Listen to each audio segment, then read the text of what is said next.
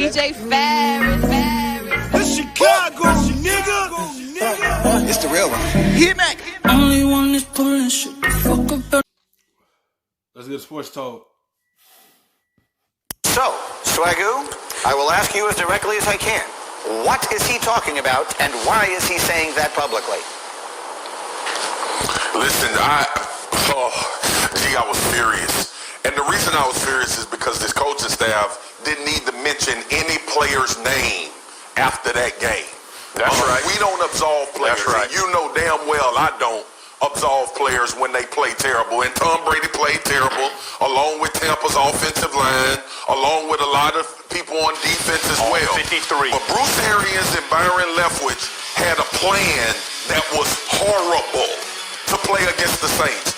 And then even when you see how the game is transpiring, and the Saints are scoring, and Todd Bowles as well. Let me put him in there with the terrible game plan as well.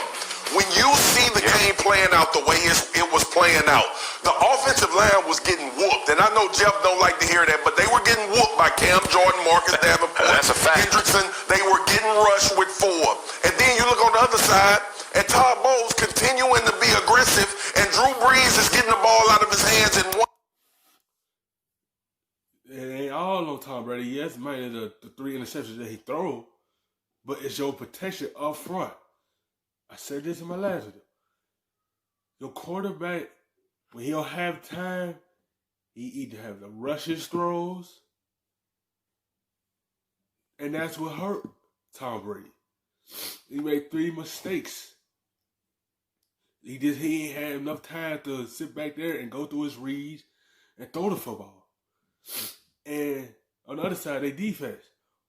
That's why you can't get greedy and be aggressive so much. Sean Payton is not one of those coaches to make his quarterback hold the football that long. He do quick passes, and you kept him being aggressive all game. It ain't do nothing but hurt the football team as well. Just like the turnovers for your quarterback, the defense hurt you as well because the defensive coach wanted to continue being aggressive, and he should have lay off the aggressiveness and then help the offense out a little more too.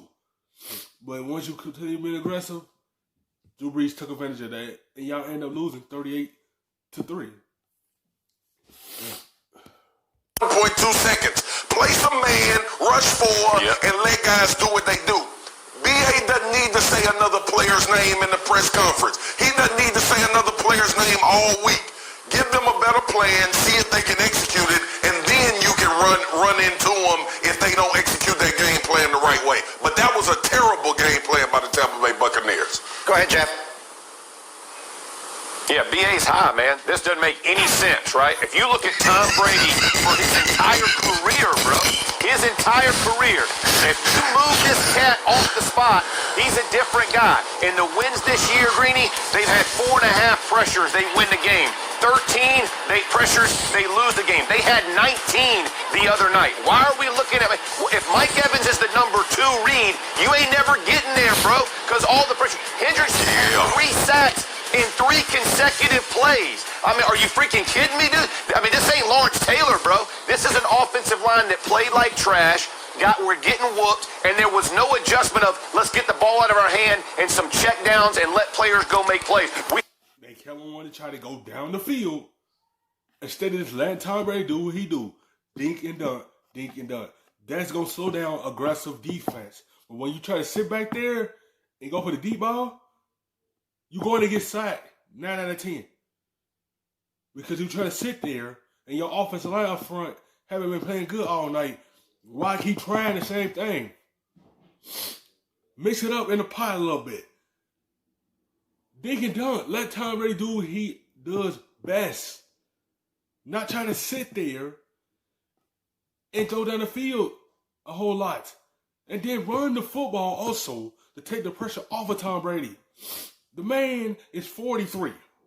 You're going to ask him to drop back and throw all night when you got Jones in the backfield and Leonard Fournette in the backfield. You only run the ball 4 times, that's not going to help you. When you play one dimension, this was going to happen. Your quarterback going to get pressure a lot, and he going to get sacked a lot. Still want to drop back 5 steps, 10 steps, and let it go. Okay, okay? Well, that's on you then, B.A. Like, don't put this thing on one guy. And to Swagoo's point, man, they all played like trash. We win as a team, lose as a team. Don't be dividing by saying Evans is open. I mean, seriously, bro? Open for who? I mean, I don't even get it. That was a ridiculous comment. Well, Greg, let me ask you a quick question here. From a quarterback's perspective, let's say he is talking about Brady, because it certainly sounds like it is at least aimed partially at Brady. Would it be legitimate criticism? Let's put aside whether it's something he should say publicly or not. Would it be legitimate criticism of Brady if you just look at the game film from Sunday night? Well, the fact that you can't play quarterback by yourself, and as good as Tom Brady is, he's the GOAT, the best ever. He cannot elevate everyone around him. Let's consider the source here. I mean, Bruce Arians is trying to support his staff. He's got to deflect, and he's got to, heaven forbid, he takes blame, and Byron Leftwich takes blame for the atrocious plan. I agree completely with what both Swagoo and what Jeff said, because it was awful. Now, Brady, certainly, he shares some of the burden, because this is a guy that over the course of his career, like Jeff said, he doesn't play well when he's put under duress. He didn't make good decisions. I thought he predetermined a few too many times, and he also just looked lethargic. It just didn't look like there was any energy. There wasn't any level of emotion that we need to see from him to kind of crank that offense into gear. It was too little too late. It was a really bad performance. And I think that Tom Brady has shown this year the ability to bounce back. He was criticized early. I expect him to play really well in their next game. So I'm not that concerned big picture, but I really don't like the rhetoric that Arians used to come down on his players when, frankly, the first person... You should come down now. I'm gonna put it like this. The position they in is because of Tom Brady. I understand that he had Evans. I understand he got Godwin. I understand he got Gronk. O.J. Howard when he was there. I understand Antonio Brown. But you in the situation, second place in the conference because you got Tom Brady there. When you ain't had no good quarterback play there, you was the bottom of the barrel. You was the last in the division. You sitting at 6-3 because you got Tom Brady. I'm just gonna be blatantly honest. Tom Brady have y'all successful so far this season. You can't put everything on him. The coaching staff is on you too. Because you gotta put your players in better position to be successful on the field. It's on you too as a coaching staff because the players have to listen to you. And they're gonna do what you say. It's not just solely on the players. It's on the coaching staff to put the players in a better position.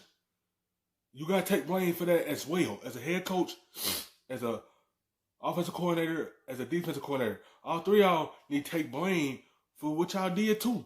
You can't just put it on the player.